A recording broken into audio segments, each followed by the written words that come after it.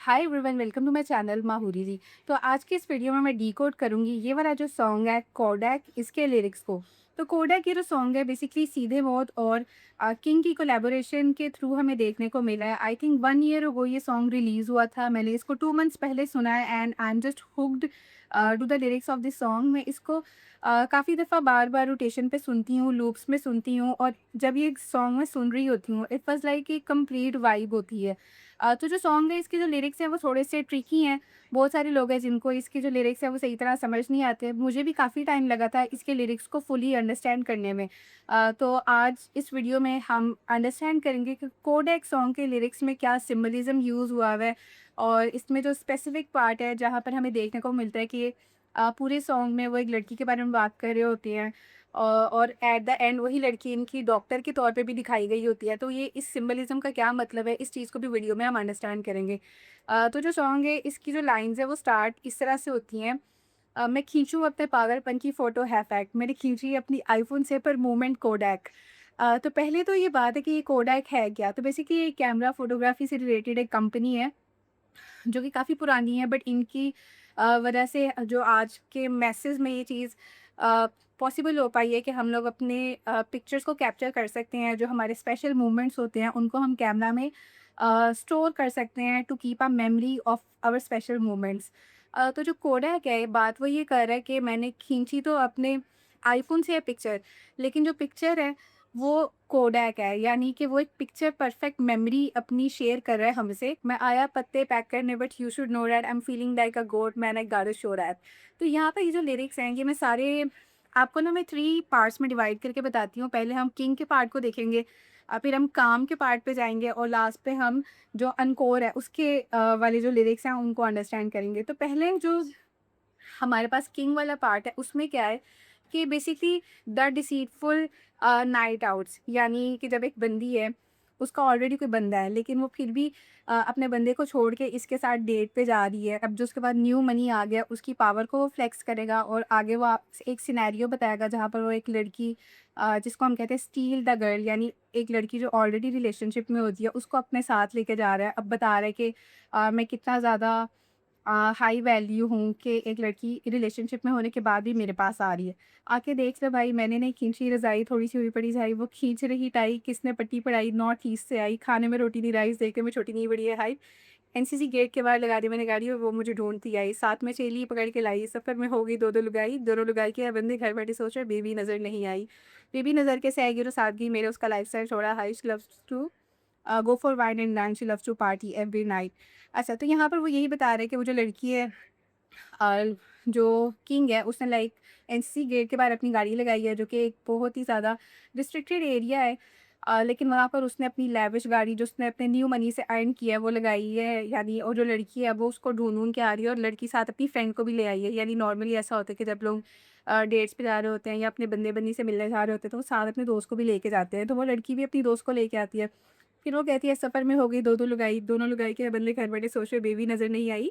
Baby नज़र कैसे आएगी जो सादगी मेरे उसका लाइफ़स्टाइल थोड़ा हाई, यानी अब वो बता रही है कि वो लड़की जिस लड़के के साथ रिलेशनशिप में थी वो एक एवरेज लड़का था। उसके पास इतनी अपॉर्च्युनिटीज़ नहीं थी कि वो उसको एक लेविश लाइफ़स्टाइल प्रोवाइड कर सके। लेकिन वो जो लग्ज़री उस लड़की को पसंद है वो ये बंदा उसको प्रोवाइड कर सकता है। तो वो लड़की अपने बंदे को छोड़ के इसके साथ डेट पे जा रही है ताकि वो एक लेविश लग्ज़रियस लाइफ़स्टाइल एन्जॉय कर पाए।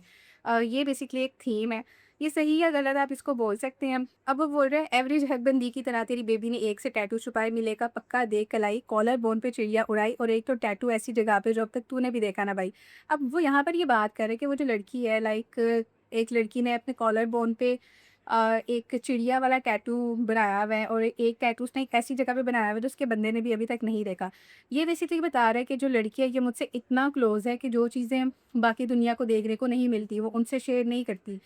ये बंदा इतना ज़्यादा आप कह सकते हैं कि लोगों को कंफर्टेबल फ़ील करा रहा है, या लोगों को इतना ज़्यादा चार्मिंग और अपीलिंग लग रहा है कि लोग उससे अपनी बहुत डीप पर्सनल सीक्रेट जो उनकी साइड्स होती हैं वो भी शेयर कर रहे हैं। यानी जो लड़की है वो उस पे ट्रस्ट भी कर रही है, और ये थोड़ा-सा एक सेडक्टिव इसमें एलिमेंट भी आ जाता है कि उसने अपने किसी बहुत ज़्यादा इंटीमेट पार्ट पे एक टैटू बनाया है जो कि उसके बंदे ने भी नहीं देखा बट इसने देखा है। तो ये एक फ्लेक्स कर रहा है, और आई थिंक सो कि जो लड़के इस तरह करते हैं वो इस चीज़ को ज़्यादा अच्छे तरीके से समझ सकते होंगे। फिर लिखा, बाइट मी बेड पे फाइट मी कावासाकी कहती राइड मी। यानी कावासाकी बेसिकली एक जापानीज़ स्पोर्ट्स कार वाली एक कंपनी है। आई थिंक सो ये जो कावासाकी एक बाइक है, स्पोर्ट्स बाइक है। तो अब एक लड़की वो उसको कह रही है कि राइड मी, यानी वो लड़की को बोल रहा है कि वो लड़की कावासाकी वो मुझे कह रही है राइड मी। यानी अब लड़की को राइड करने का क्या मतलब होता है, ये आप भी बहुत अच्छे तरीके से समझते हैं। I am so lonely, I am so dicey.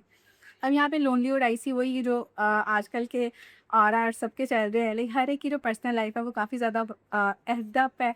और लोग जो है इवन रिलेशनशिप्स में भी आके भी अपने पार्टनर को बताते हैं कि मेरी लाइफ में ये इशू है, ये इशू है। खासतौर पर जो लड़कियाँ होती हैं उनके काफ़ी मेंटल इश्यूज चल रहे होते हैं। लाइक मेंटल इशू, मैं ये नहीं कह रही कि कोई मेंटली अनस्टेबल है, बट एक जो इन्वायरमेंट है वो काफ़ी ज़्यादा समटाइम्स टॉक्सिक हो जाता है। तो क्योंकि समटाइम्स जो लड़कियाँ होती हैं वो अपने आप को इतना ऐसा स्टेबल फील नहीं कर पाती, उनको लोनली फील हो रहा है। And I am so dicey, dicey means एक काफ़ी रिस्की काम है, लेकिन उस रिस्की काम में प्लेजर भी बहुत है और रिस्क भी बहुत है। लेकिन इस चीज़ को हम कह सकते हैं the combination of risk plus high reward. तो ये एक डाइसी वाला एलिमेंट इसमें आता है। या तो बंदे को बोल दो मैं फ्रेंड के घर और सो जाओ तुम भी नाइसली। अब यहाँ पर ये वो डिसेप्शन वाला पार्ट आ जाता है कि वो जो बंदी है वो अपने बंदे को झूठ बोल रही है कि मैं अपनी फ्रेंड के साथ हूँ, जबकि वो एक्चुअली में डबल डेट कर रही है। तो ये थोड़ा सा डिसेप्शन वाला एलिमेंट इसमें आ जाता है और ये अब तो बहुत ज़्यादा कॉमन है। So I think you would probably relate to it. आपने या आपके सराउंडिंग में आपके किसी दोस्त ने ऐसा किया ही होगा एक्सपीरियंस। पूरी रात वो घर पे नहीं आई, सुल्तान कर गया पूरी चढ़ाई। अब सुल्तान ने चढ़ाई कैसे की ये आप मुझे कमेंट्स में बताएं। मैंने जांच में पेन उठाकर लिख दी, पन्ने में एक सिखाई, ऐसा कुत्ता पालने का फ़ायदा नहीं जो सर्दी में मांगे रज़ाई। यानी ये लड़कों की बात कर रहा है जो कि मुश्किल वक्त में भाग जाते हैं और जब अच्छे टाइम्स होते हैं तभी आपकी कंपनी से आपका बेनिफिट उठाते हैं। लेकिन जैसे कोई टफ़ टाइम आता है, हार्डशिप आती है, तो वो निकल जाते हैं और वो इतना ज़्यादा अच्छे तरीके से अपनी दोस्ती को फुलफ़िल नहीं करते। ऐसी कुत्तियाँ नहीं बनती पालतू जो मार्केट में खेली खिलाई। ये वही है कि जैसे एक ऐसी लड़की जो कि मल्टीपल लोगों के साथ रिलेशनशिप में रहती है और कभी इधर कभी उधर, उसके बारे में कह रहे हैं कि उससे भी आपको लॉयल्टी नहीं मिल सकती। ऐसे बंदे नहीं होते दोस्त कभी जो सबसे दोस्ती बनाए। और तेज़ रैप करके कोई फ़ायदा नहीं जब बात ही समझ ना आए। जन्म से जाति समझ ना आए, रकम के साथ ही सनम भी आए। अच्छा, अब इस लाइन में ये है कि जो लोग सबसे दोस्ती बढ़ाते हैं, उनसे दोस्ती करने का भी फ़ायदा नहीं है, क्योंकि जो सबका दोस्त है, वो किसी एक का दोस्त अच्छा बन ही नहीं सकता। उसमें भी आपको एक लैक ऑफ लॉयल्टी मिलती है। और तेज़ रैप, अब यहाँ पर ना वो बेसिकली बता रहा है कि जो मेरा मेलोडिक स्टाइल है, और अक्सर जो रैपर्स होते हैं, वो इतना तेज़ बोलते हैं कि जो सुनने वाले हैं, ऑडियंस है, उनको समझ भी नहीं आती वो क्या बोल रहे हैं।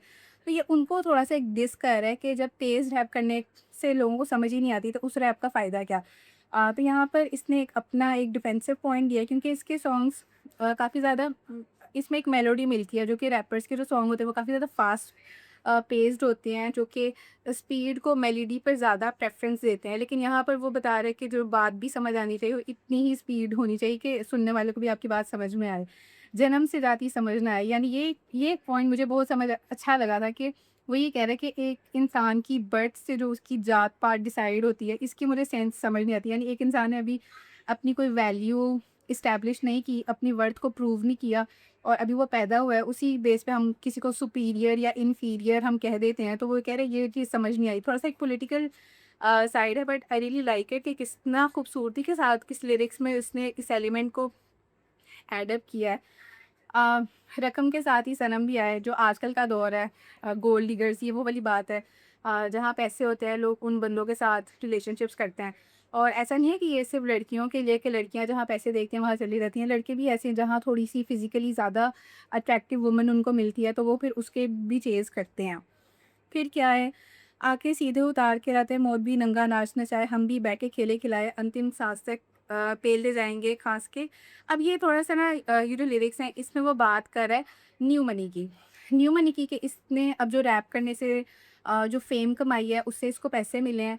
ये बता रहा है कि मुझे जितने भी पैसे मिले हैं ये मेहनत करके हार्ड अर्न्ड मनी है मेरा, ये मुझे ऐसे बैठे-बिठाए नहीं मिला था।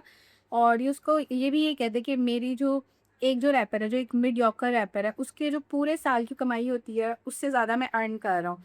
तो वो ये चीज़ थोड़ी-सी अपनी इस्टैब्लिश कर रहा है। मैंने भी गलियाँ बना दी, हाईवे मोटी कमाई है, पेंट सिलाई है, खाकी कलर की एक रैपर की पूरे साल की कमाई है। अब ये जो हाईवे कह रहे हैं, हाईवे बेसिकली क्या होता है? एक ब्रॉड एक खुली-सी सड़क होती है। ये बेसिकली अपनी ड्रीम्स को बता रहा है, अपनी एस्पिरेशंस को बता रहा है कि मेरे आगे मेरा रास्ता बहुत साफ़ है। अब मैं उस पे हाई स्पीड से मतलब मैं जा रहा हूँ, अब मैं रुकने वाला नहीं हूँ और मैं अपने जो ड्रीम्स हैं उनको परस्यू करूँगा, उनको अचीव करूँगा। तो अब यहाँ पर किंग अब यहाँ पर उसको वो कॉल करता है, what the fuck whose calling me, क्या चो रहे यार, मैं नहीं कर रहा बात, काम सुन। अच्छा, अब ये 2 लोगों के दरमियान कन्वर्सेशन है। अब यहाँ पे काम वाला जो पार्ट है, जो काम वाले वर्सेस हैं, वो यहाँ पर स्टार्ट होने लगे हैं। अब ये जो काम है, इसका वो जो पार्ट है, ये बहुत नॉस्टैल्जिक है। जो आपने किंग वाला पार्ट अभी सुना, या मतलब जो मैं आपको एक्सप्लेन कर रही हूँ, उसके पार्ट में है क्या, 2 चीज़ें। एक वो अपने न्यू मनी को फ्लेक्स कर रहा है, और एक जो उसने एक बंदी को पटाया था, यानी जो एक अ, डिसेप्टिव लेट नाइट्स हैंगआउट्स और हुकअप्स आप कह लें, ये उस चीज़ की एक बात थी। अब ये जो काम वाला पार्ट है, ये थोड़ा-सा नॉस्टैल्जिक है। नॉस्टैल्जिक अब ये भी देखें कि जो रैपर्स होते हैं, इसी सॉन्ग में वो बता रहा है कि एक तरफ तो वो अपनी रैपर्स वाली जो फ़ेम है उसको फ्लेक्स भी करेगा, और वो ये भी एंड पे थोड़ा-सा ना हम्बल और ग्राउंडेड होके भी बोलेगा कि कैसे लाइफ़ में चीज़ें चेंज हो जाती हैं, और किस तरह से हमें लाइफ़ की जो रियलिटी है उसको एक्सेप्ट करना पड़ता है, और लाइफ़ अल्टीमेटली हर एक को ही हिट करती है। तो अब यहाँ पर ये पूरी एक स्टोरी लाइन है। कहानी एक बंदी की, मिलती थी मुझे हौस खास में, थी पार्टी स्टार्टर, मिली एनसीसी गेट पे 10 बार। अब ये वो एक लड़की की बात कर रहा है जो कि पहले बहुत वाइल्ड थी, जिसको आप कह सकते हैं एक बैडी थी, जो कि हर पार्टी में हम जिसे कहते हैं पार्टी की जान थी, उस तरह। और कहती आगे ये अपने लिरिक्स में बोल रहे हैं, मिलती थी पार्टी में, दिखती गाड़ियों में, लाइनें काटती थी, फिर दिखती औरोबिंदो मार्केट में कहीं मेरे दोस्तों के साथ। यानी अब ये वही लड़की का बता रहे हैं कि वो पहले मतलब काफ़ी लोगों के साथ हैंग आउट वगैरह करती थी, और थोड़ी-सी वाइल्ड टाइप बैडी बैडी जिसको हम आसान लफ्ज़ों में कह सकते हैं, एक बैडी लड़की थी। ये बात है 2014 की, करता था प्रमोशन हल्का-फुल्का पैसा, वाक़ई गाड़ी भरता तेल हर रोज़ ही। I was broke as fuck, करने आता था काम, और डीजे कर्मा ने शुरू में कह दिया था स्टे अवे फ्रॉम अच्छा, अब यहाँ पर मैं ये कह रहा कि 2014 की बात है, मैं ब्रोक था, यानी उसके बाद इतने पैसे नहीं थे। अब 2014, अब ये इतनी पुरानी बात है, ये गाना रिलीज़ कब हुआ है?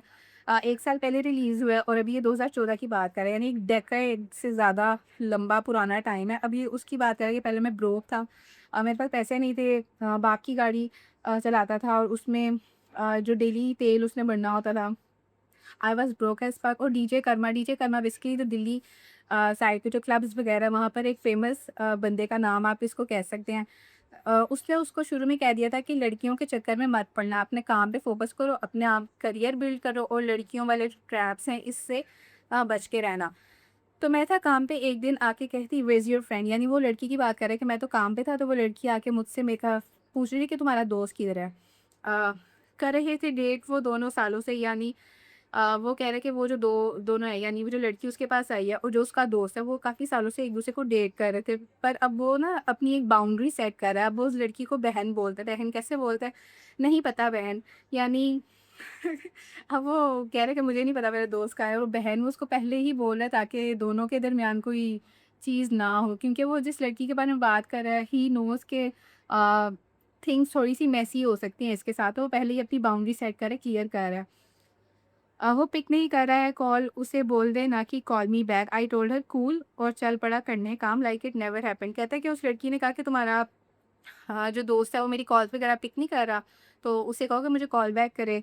तो वो उसको कहता है ठीक है, मैं उसको बोल लूँगा, और वहाँ से ना बेसिकली वो लड़की को कटा रहा होता है कि बस ये जाए यहाँ से, किसी तरह से इधर से निकल जाए। तो फिर वो जब लड़की चली जाती है तो ऐसे एक्ट करता है जैसे ऐसा कभी हुआ ही नहीं था, यानी उस लड़की फिर के बारे में वो फिर इतना नहीं सोचता। फिर कहता है, फिर एक रात क्लब में किसी उसी दोस्त के साथ ही हूँ, है बस एक विस्की का पैसा तो मैं एक ग्लास ही लूँ। अब वो कह रहे हैं कि 2014 में तो वो ब्रोक था, अब वो जिस क्लब में जा रहा है वहाँ पर उसके पास एक विस्की का यानी 1 ग्लास लेने के ही पैसे थे, तो उसने 1 ग्लास ही लिया। उन दोनों का ब्रेकअप हो गया, मिलते हैं लेकिन शिट इज़ कूल, यानी अब वो कह रहे हैं कि वो जो लड़की है और जो उसका दोस्त है, दोनों का ब्रेकअप तो हो गया लेकिन वो मिलते हैं। उस रात भी मिले, दोनों थोड़े ऑकवर्ड थे, मैं खड़ा दूँ। वो कह रहा है कि ऑब्वियसली जब ब्रेकअप हो जाता है दोनों के, 2 लोगों के दरमियान थिंग्स थोड़ी-सी मेसी हो जाती हैं, लेकिन जब तक उनको एक न्यू पार्टनर नहीं मिलता, तब भी वो ऑफ एंड ऑन कभी एक-दूसरे को रीच करते हैं, हिट करते हैं। निकला फ़ोन से जैसे ही बंदी आके बैठी क्लोज़, कहते कि मैं तो अपने फ़ोन पे लगा हुआ था, जैसे ही मैंने अपना फ़ोन साइड पे किया तो वो लड़की मेरे साथ आके बैठ गई, क्लोज़ आके बैठ गई। मैं बार पे था उस ग्लास के साथ, वो आके पूछ रही कैसे हो? यानी अब वो लड़का बता रहा है कि मैं ब्रोक था, मेरे पास एक ही ग्लास था। अब वो लड़की उससे ना आगे बोलती है कि will you buy me a drink or not? तो अब सॉन्ग्स के लिरिक्स मैं थोड़े से पढ़ देती हूँ। मैंने कहा सही और आंखें ढूँढने लग गई दोस्तों को, तो वो आने लगी पास और पूछ रही, will you buy me a drink or no? मैंने कहा नहीं, ये वाली शेयर कर लो। अब एक तो बात ये है कि ऐसा नहीं है कि वो उसको न्यू ड्रिंक बाय करने से रिलक्टेंट था, ऐसा तो उसके पास पैसे ही नहीं थे और उसने स्टार्ट में जो बोला था कि एक विस्की का पैसा है तो मैं 1 ग्लास ही लूँ, तो उसने अपने लिए वो ग्लास लिया था और वही शेयर करने की वो बात कर रहे हैं। मैंने कहा नहीं, ये वाली शेयर कर लो, दोस्त नहीं दिखा कहीं, भीड़ थी बहुत। अब वो कह रहे कि दोस्त मुझे मेरा नज़र नहीं आ रहा था क्योंकि जिसकी बंदी मेरे साथ आके बैठी है वो इतने क्राउड में मुझे नज़र नहीं आ रहा था।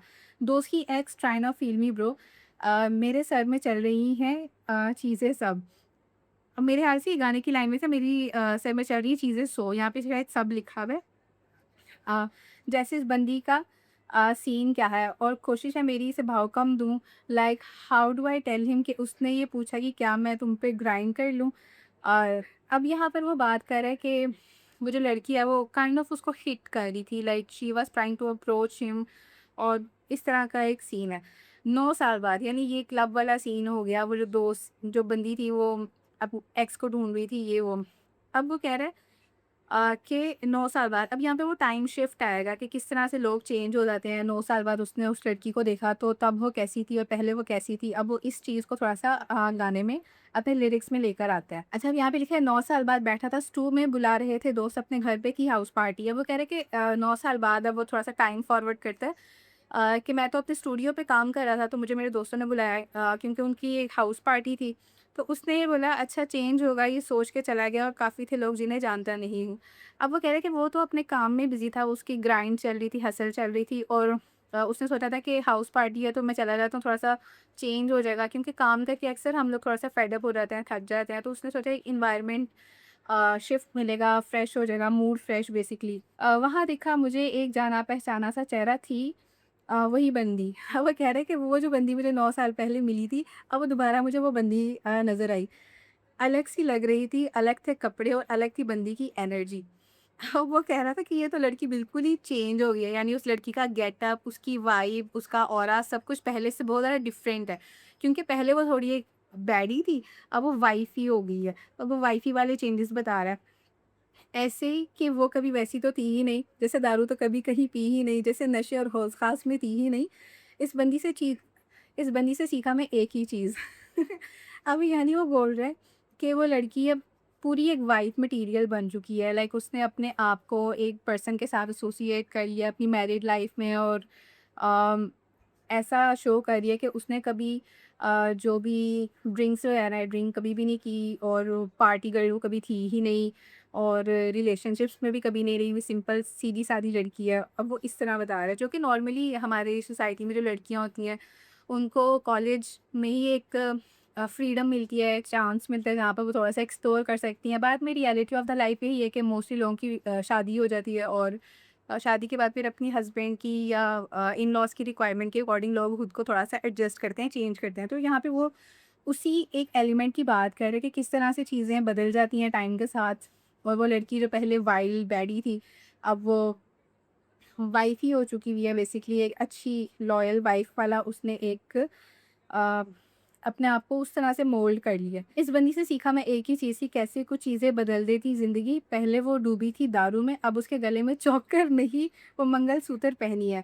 यानी अब वो कह रहे हैं कि पहले क्योंकि वो लड़की जब पार्टीज़ में होती हैं, वो चौकर वगैरह पहनती हैं, थोड़ा-सा एक जो वेस्टर्न गेटअप होता है, उस तरह होता है। लेकिन अब क्योंकि वो मैरिड है, तो उसके गले में वो चौकर की जगह मंगलसूत्र है, जो कि मंगलसूत्र बेसिकली रिप्रेज़ेंट करता है कि आपकी फैमिली लाइफ को, आपकी लॉयल्टी को कि अब आप किसी पार्टनर के साथ एक शादी वाले रिलेशनशिप में हो। आपकी शादी को ज़्यादा प्रोमिनेंट करके शो करता है कि अब आप सिंगल नहीं हो, अब आपका एक पार्टनर है, हस्बैंड है, एक मैरिड लाइफ है। उस चीज़ को सिंबॉलिकली रिप्रेज़ेंट करता है ये मंगलसूत्र वाला जो एलिमेंट है। फिर कहते हैं पहली थी ग्रुपी अब दूध की धुली है। दूध की धुली है। Very nice, very nice. पहले था रैपर कोई डैडी, अब बच्चों की मम्मी है, घरेलू बंदी है। यानी वो कह रहा है कि पहले जब वो पार्टी गर्ल थी तो किसी लड़के कोई कोई लड़का था जो रैपर था, उसको उसने डैडी बनाया हुआ था, जो कि आजकल रिलेशनशिप्स में लोग एक-दूसरे को मम्मी, डैडी इस तरह बोलते हैं, तो वो उस लड़की के बंदे को डैडी बोल रहा है। अ, अब बच्चों की मम्मी है, पहले तो उसका एक रैपर डैडी था, अब वो बच्चों की मम्मी है, यानी अब उसके बच्चे हो चुके हुए हैं, घरेलू बंदी है। एक पूरी जो डोमेस्टिकेटेड लाइफ़स्टाइल है, पहले कॉलेज में जो उसको फ्रीडम थी, अब वो पूरा एक डोमेस्टिकेटेड गेटअप है, उसका डोमेस्टिकेटेड लाइफ़स्टाइल है, ये सारी चीज़ें हैं। शायद वो सोची कि पहले बहुत मस्ती की, अभी 2 बच्चे और पति है, यानी वो वो लड़की के बारे में बता रहा है कि पहले उसने अपनी फ्रीडम को एन्जॉय किया और अब उसने अपनी house hold responsibilities of being a mother and being a wife उन पे फ़ोकस है। बदली वो क्योंकि बहुत ही ज़िम्मेदारियाँ, बहुत अच्छी माँ है और अपने लिए वक़्त नहीं है। This is the harsh reality of life which even I am afraid of, कि अब रिस्पॉन्सिबिलिटी आ गई है जो शादी के बाद आती है। अब उसने अपने बच्चों का ख़्याल रखना है, अपने हस्बैंड की नीड्स को पूरा करना है और अपनी लाइफ़ को फ्री विल के साथ अब वो नहीं स्पेंड कर सकती। अब वो बोल रहा है कि उसके बाद अपने लिए भी टाइम नहीं है, कि वो पहले जो इतना चोकर वग़ैरह पहन के पार्टी कर घूमती रही थी, अब तो उसके बाद अपनी केयर करने के लिए भी इतना टाइम नहीं है।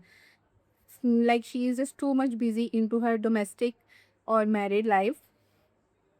फिर अब यहाँ पर आते हैं, किया जो सही लगा दे के अतीत को फेंके वो जेब से। उसने ये सोचा कि ये बता कब तक कोई भागेगा और बचेगा चैन से, क्या किया जो सही लगा दे के। अब यहाँ पर बेसिकली ये है कि जो काम है वो लड़की को जज नहीं कर रहा कि ये क्या थी, क्या बन गई है। Like he is shocked but he is not judging the girl on any moral ground.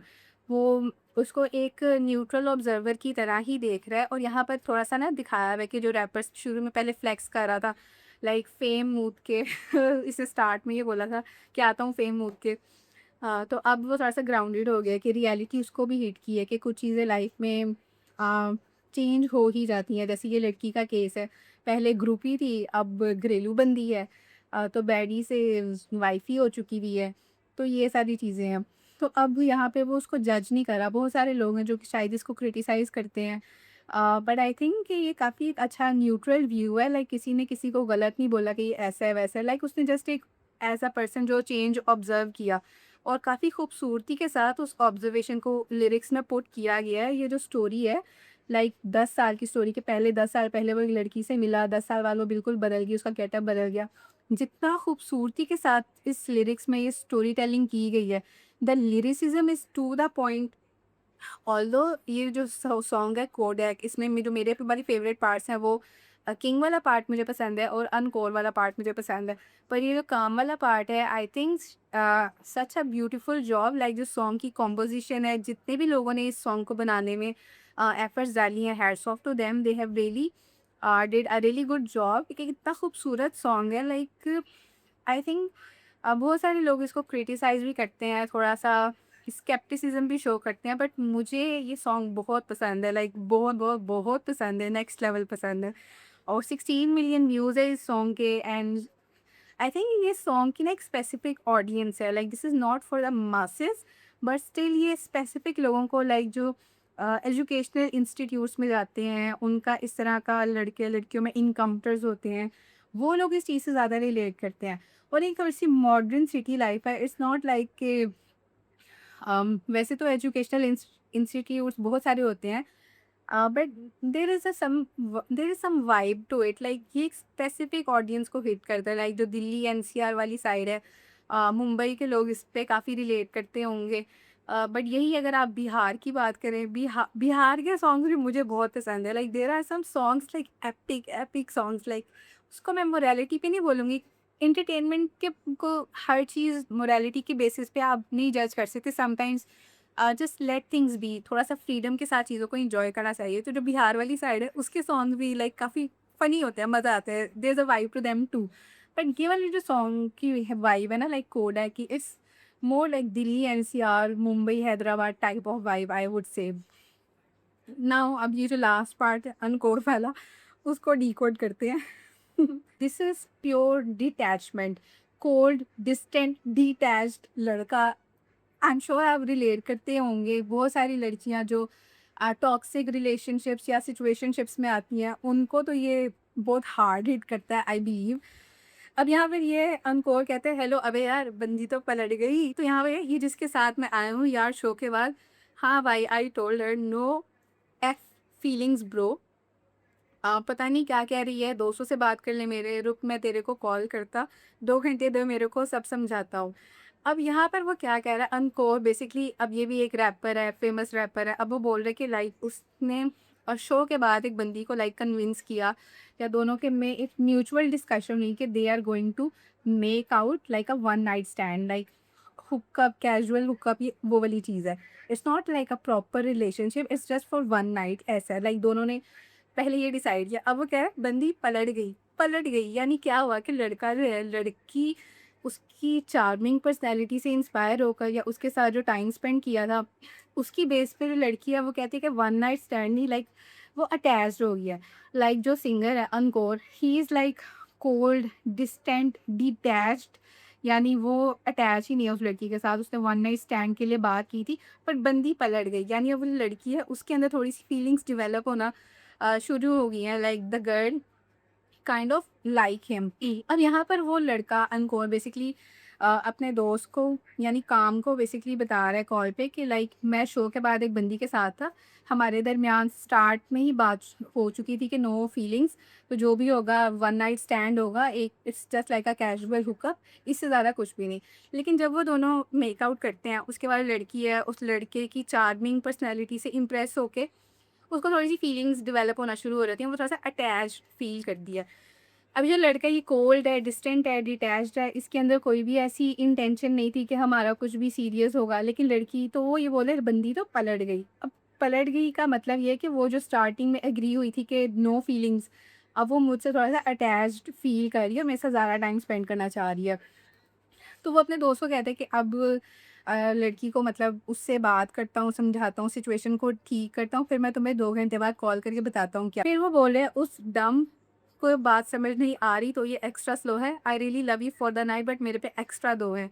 अब वो कह रहे हैं कि वो जो लड़की है उसको ये बात समझ नहीं आ रही कि मेरे सामने मेरा करियर है, मुझे उसको परस्यू करना है और मैं टाइम नहीं दे सकता या एक रिलेशनशिप में नहीं आ सकता, और मेरे पे तो एक्स्ट्रा 2 हैं, यानी मेरी तो ऑलरेडी 2 लड़कियाँ लाइक बुक्ड हैं जिनके साथ मैंने अपना नेक्स्ट 2 डेज़ हैं उनके लिए, हाँ, उनके साथ स्पेंड करना है। अगली 2 रात के लिए तेरे नए डैडी के साथ, नए डैडी यानी वो खुद को बोल रहा है कि तुम्हारा नया डैडी, मतलब मैं अनपोल खुद को नया डैडी बोल रहा है। नए डैडी के साथ हर रात नई जेलो है।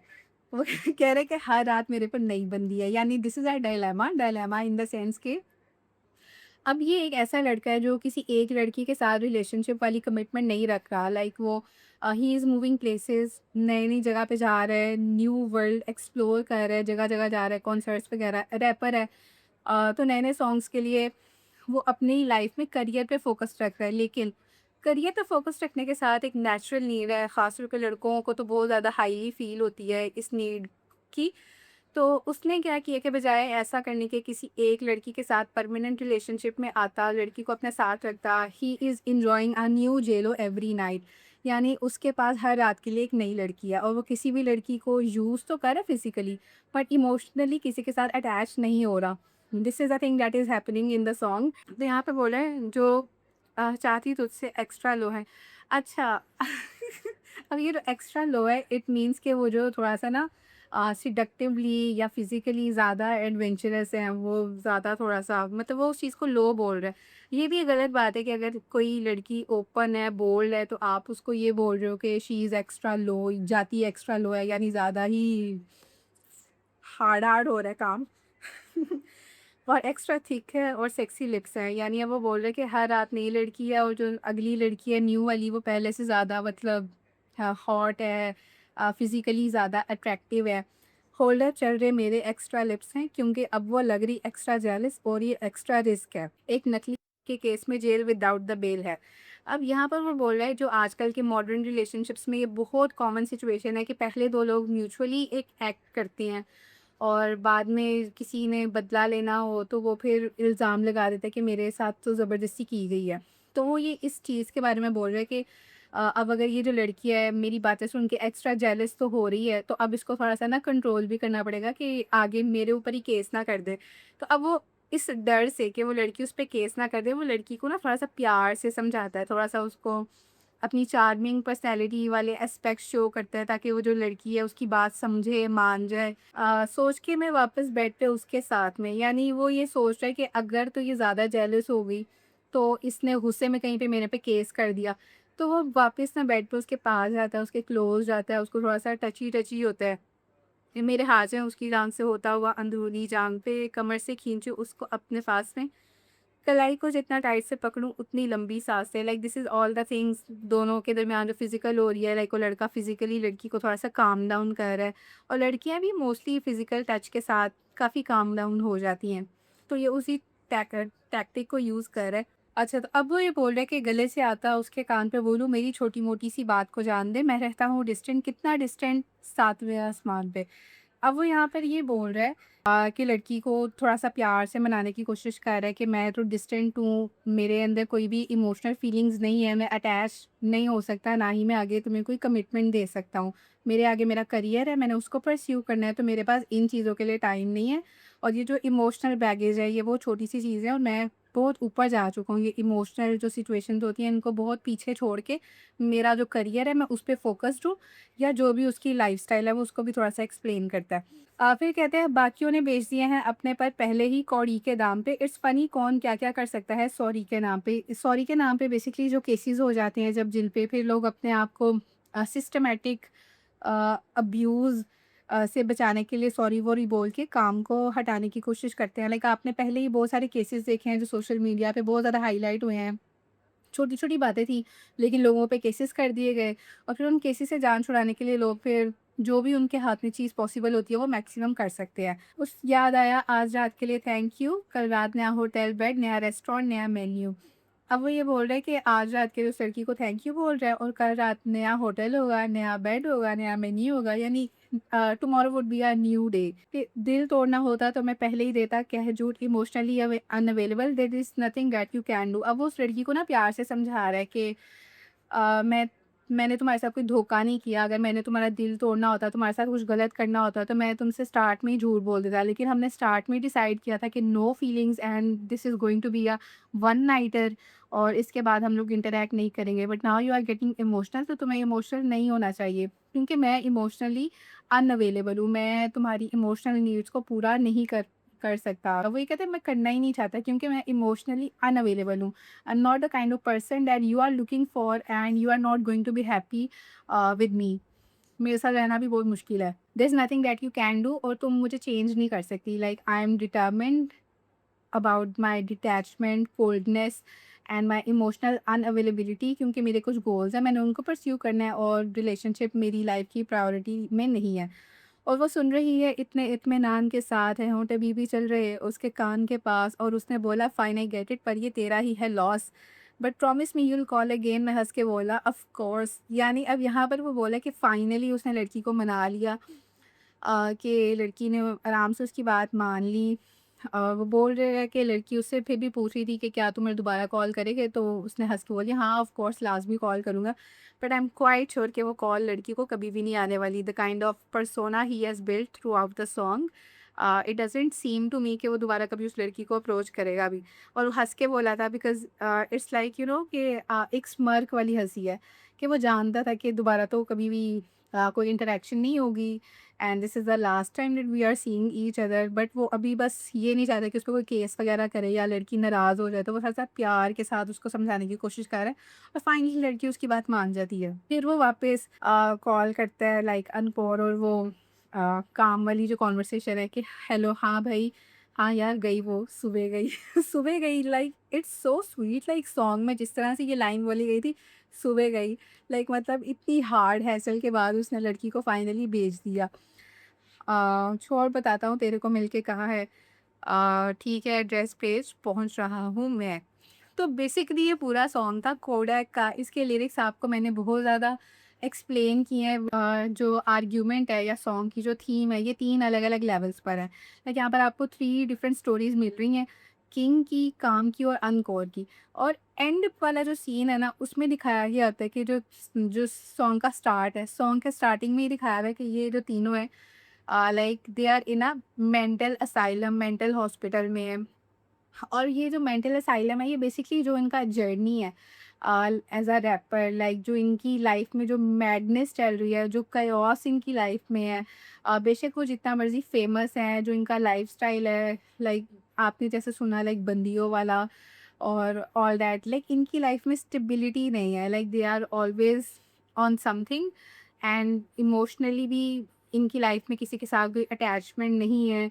और लाइक समटाइम्स ऐसा हो रहा है कि वो किसी दूसरे की बंदी के साथ घूम फिर रहे हैं, वो काफ़ी फ्लेक्स करते हैं कि अपने आप को कि लाइक हम लोग बहुत ज़्यादा फेमस हैं, we have the girls, we have the life, we have the money, like new money, like old money होता है, लाइक आपके पास जनरेशनल वेल्थ है, बट यहाँ पर इन्होंने एक स्ट्रगल के साथ अपना नाम बनाया है और पैसे बनाए हैं और वो उसको फ्लेक्स कर रहे हैं। तो ये एक high energy very flexi song है जिसमें बहुत खूबसूरत लिरिसिज्म है। अब यहाँ पर फ्लिप क्या होता है, वो जिस मेंटल असाइलम में इनको दिखाया हुआ है, उसमें जो लड़की है, जो डॉक्टर इनको ट्रीट कर रही है, ये वही लड़की है जिसके बारे में इन्होंने पूरा गाना गा दिया है। अब दिस इज़ द फ्लिप, एक है मेमोरी और एक है रियलिटी, और मेमोरी और रियलिटी के दरमियान का जो गैप है, उसको इन्होंने इतना खूबसूरती के साथ ब्रिज किया है, लाइक लिरिक्स में और वीडियोग्राफी में, कि एंड पे वो दिखा रहे हैं कि वो जिस लड़की की बात कर रहे हैं, एक्चुअली में वही मेन कैरेक्टर है। Main character in the sense कि पूरे गाने में आपने देखा कि किस तरह से इन्होंने लड़कियों की ऑब्जेक्टिफिकेशन की है। लाइक फिज़िकली भी यूज़ कर रहे हैं और लड़कियों के बारे में देख रहे हैं कि लड़कियाँ बदल गई। लाइक पहले एक ग्रूपी थी, वाइल्ड बैडी थी, जो कि अब एक वाइफ़ थी और 1-2 बच्चों की मम्मी है, और अब वो चौंका नहीं, उसने मंगलसूत्र पहना हुआ है। और जिस तरह से वो बता रहे हैं कि यार ये बंदी तो पलट गई, मुझसे अटैच हो रही है, जबकि मेरे पास तो टाइम ही नहीं है, मैं तो इमोशनली अनअवेलेबल हूँ, सातवें आसमान पे हूँ। लेकिन वो ये भी दिखा रहे हैं कि ये जो सारी चीज़ें हैं, ये लड़के अपने ही दिमाग में जो चीज़ें चल रही हैं, ये उनमें ही स्टक हैं। लाइक जो काम वाला था, लाइक काम में वो क्या कहता है, ये बात है 2014 की। यानी एक तो वही कह रहे हैं कि जो लड़की है, वो बिल्कुल बदल गई है, पहले वो कुछ और थी, अब कुछ और है। और एक तरफ वो ये भी दिखा रहा है कि वो आज भी डेकेड बाद भी उस लड़की के बारे में ही सोच रहा है, जो इनकी लाइफ में ग्रिटी मोमेंट्स थे, ये उनको ही ऑब्सेस कर रहे हैं और बार-बार अपने दिमाग में रिप्ले कर रहे हैं। तो जो भी एक मेंटल स्ट्रगल है इनकी, या जो chaos है इनकी लाइफ में, वो ये दिखा रहे हैं इस मेंटल हॉस्पिटल वाली जो वीडियो में इन्होंने ये चीज़ ऐड किया उसके थ्रू, कि इनकी लाइफ में बहुत ज़्यादा chaos है और ये अपने ही दिमाग में जो भी इनके पास्ट ग्रिटी मोमेंट्स हैं, उनको ही रिप्ले करी जा रहे हैं, उन पे ही ऑब्सेस्ड हैं।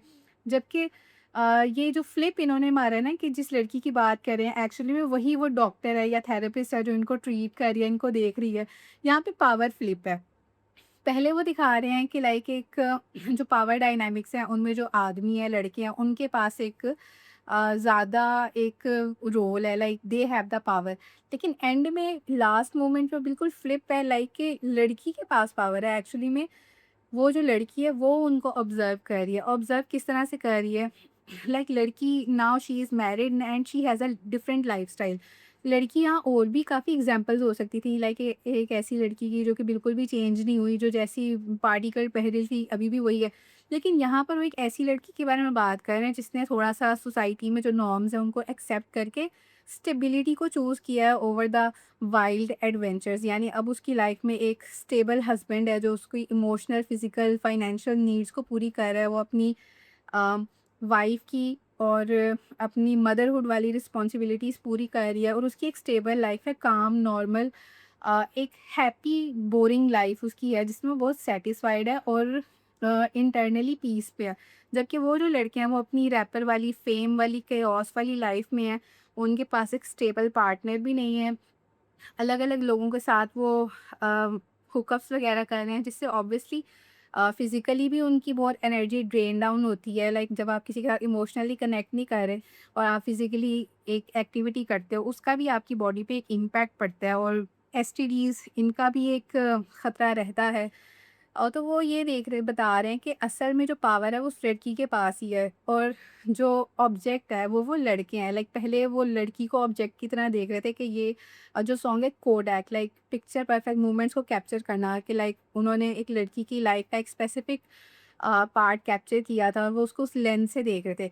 But after the time has changed, उस लड़की ने एक न्यू पर्सनैलिटी अडॉप्ट की है, अपने आप को एक न्यू लुक दी है, अपनी पर्सनैलिटी को, अपनी अपीयरेंस को, जबकि वो लोग उसी हसल में, उसी रश वाली लाइफ़ में अभी तक स्टक हैं। वो लोग इन चीज़ों से मूव ऑन नहीं कर पाए, जो कि लड़की हेल्थी वे में अब उन चीज़ों से मूव ऑन कर चुकी है और अब उसकी लाइफ़ बहुत ज़्यादा स्टेबल है, chaotic और मेसी नहीं है। तो ये बेसिकली दिखा रहे हैं कि वो जो लड़की है एक्चुअल में ऑब्जर्वर वो है और वो जो लड़के हैं ऑब्जेक्ट वो हैं, जो कि पूरे सॉन्ग में दिखाया हुआ है कि वो लड़के जो हैं वो लड़की की लाइफ को एक ऑब्जेक्ट के तौर पे उसके बारे में कमेंट्री करी जा रहे हैं, जबकि एक्चुअल रियलिटी ये है कि वो लड़की ऑब्जर्वर है। यानी वो जो लड़के हैं उनको फेम मिल गई है, वो फेमस हैं, लेकिन जो लड़की है वो हाउसवाइफ है। लेकिन इतने वो फेमस हैं, इस वजह से वो हाउसवाइफ होने के साथ भी देख सकती है अच्छा ये लोग अपनी लाइफ में अभी भी उसी केज में बंद हैं, उसी इनक्लेव में क्लोज़्ड हैं और वही उनका पुराना लाइफ़स्टाइल जो क्लबिंग वगैरह थी, हुकअप्स वगैरह थे, वो अभी तक उन्हीं चीज़ों में स्टक हैं, जबकि मैं मूव ऑन कर चुकी हूँ। तो ये जो चीज़ थी, ये जो एंड वाला फ्लिप था, ये काफ़ी ज़्यादा खूबसूरत था, बहुत खूबसूरती के साथ इस सॉन्ग में एड अप किया गया है और मुझे ये सॉन्ग पर्सनली बहुत ज़्यादा पसंद है। इसमें जो म्यूज़िक है, बैकग्राउंड म्यूज़िक है, लिरिक्स हैं, डिलीवरी है, वीडियोग्राफी है, बहुत ही ज़्यादा खूबसूरत ये सॉन्ग है। 16 million views I would say I would expect it to be at 60 million, but considering कि एक स्पेसिफिक ग्रुप ऑफ पीपल को टारगेट करता है, not a very something for the message. Like बहुत सारे ऐसे सॉन्ग्स होते हैं जो कि 100 मिलियन या बिलियन व्यूज़ तक जाते हैं, बट वहाँ पर आपको लोगों के साथ रिलेट करना पड़ता है। बट ये वाली जो सिचुएशन है, होपफुली जो मॉडर्न टाइम है, अपकमिंग टाइम है, उसमें लोग इस सॉन्ग को बार बार सुनेंगे और ये एक ऐसा सॉन्ग है जो कि this is going to stay there for a very long time और अपकमिंग टाइम्स में भी आई बिलीव, आई होप कि इसको व्यूवरशिप ज़्यादा मिलेगी, इसकी ऑडियंस ज़्यादा बिल्डअप होगी। सो ये जो था बेसिकली हमने थोड़ा-सा डिकोड किया था इस सॉन्ग को, मल्टीपल लेयर्स हैं, हर चीज़ को इस एक वीडियो में हम कवर तो नहीं कर पाए। बट आई स्टिल बिलीव कि मैंने अपनी मैक्सिमम एक कोशिश की थी कि आपको मैं बता दूँ कि इस सॉन्ग में क्या चीज़ें हैं। पर्सनली ये वीडियो शूट करने का पर्पज़ ये था क्योंकि जब मैं इस सॉन्ग को सुनती थी तो मेरा ना एक माइंड में पूरी एक स्टोरी घूम रही होती थी कि हाँ यार मैं किसी को बता रही हूँ कि सॉन्ग में क्या-क्या हो रहा है। एंड पे जो एक शॉट दिया है for I would say I would call it a women empowerment thing, क्योंकि वो लड़की उन्होंने दिखाई है कि एक्चुअली में जो लड़की है ऑब्जर्वर वो है और जो लड़के हैं वो उसके लाइक द सब्जेक्ट है। लाइक लड़की देखती है उनको कि अच्छा ये लोग अभी भी वही पुरानी चीज़ों में फंसे हुए हैं, वही पुराना इनका लाइफस्टाइल है, उन्होंने खुद को इवॉल्व नहीं किया, खुद को चेंज नहीं किया, खुद को ग्रूम नहीं किया और अभी भी अपना पुराना लाइफ़स्टाइल ही लिव कर रहे हैं। और मैं इन सारी चीज़ों को छोड़ के काफ़ी आगे आ चुकी हूँ, मेरी लाइफ़ में स्टेबिलिटी है, जबकि इनकी लाइफ़ में वही chaos है। Although it's adventurous but it's not fulfilment of inner peace. तो मैंने वो इनर पीस अटेन कर ली है और ये लोग अभी भी अपने उसी मेस में जो कि उनके दिमाग में है, उसी में फँसे हुए हैं। क्योंकि देखिए वो इसी सॉन्ग में बता रहे हैं कि लाइक उन्होंने 2014 में यानी 10 साल पहले का जो एक इवेंट था वो अभी भी उसी को ऑब्सेस कर रहे हैं। यानी उनकी लाइफ में जो भी ग्रीडी मूवमेंट्स थे अभी भी वो उन्हीं मूवमेंट्स में फंसे हुए हैं, उनसे मूव ऑन करके अपनी लाइफ का एक न्यू विजन नहीं क्रिएट कर पाए। Although they are flexing their new money, new things that are happening in their life as a rapper, but वो जिस तरह से वो कह रहा है आता हूँ फेम मूद के, यानी वो इतना ज़्यादा हैप्पी नहीं है about being a celebrity. Like वो ये कह रहे हैं कि जो काम की बात है, असल बात है, वो मैं ये सारा जो ज़रूरी काम है ये करके फिर मैं आता हूँ। जितना ज़्यादा डिटैच्ड होके उसने ये बोला है आता हूँ फेम मूद के, उसी से आप अंडरस्टैंड कर सकते हैं कि फाइनेंशियली तो उनको काफ़ी कुछ मिला है, बट इंटरनली वो काफ़ी हॉलो भी हैं। तो ये जो चीज़ है वो बता रहे हैं कि जो लड़की है वो इंटरनली फुलफिल्ड है और जो लड़के हैं वो एक्सटर्नली काफ़ी फ्लैशी लाइव्स गुजार रहे हैं, but internally they are still hollow, they still obsess over the past and they are still stuck and with the gritty things that have happened in their past. So this was it I think. इतना ज़्यादा decoding enough है and I am sure कि आप इस song के पूरे lyrics को, concept को काफ़ी अच्छे तरीके से समझ गए होंगे।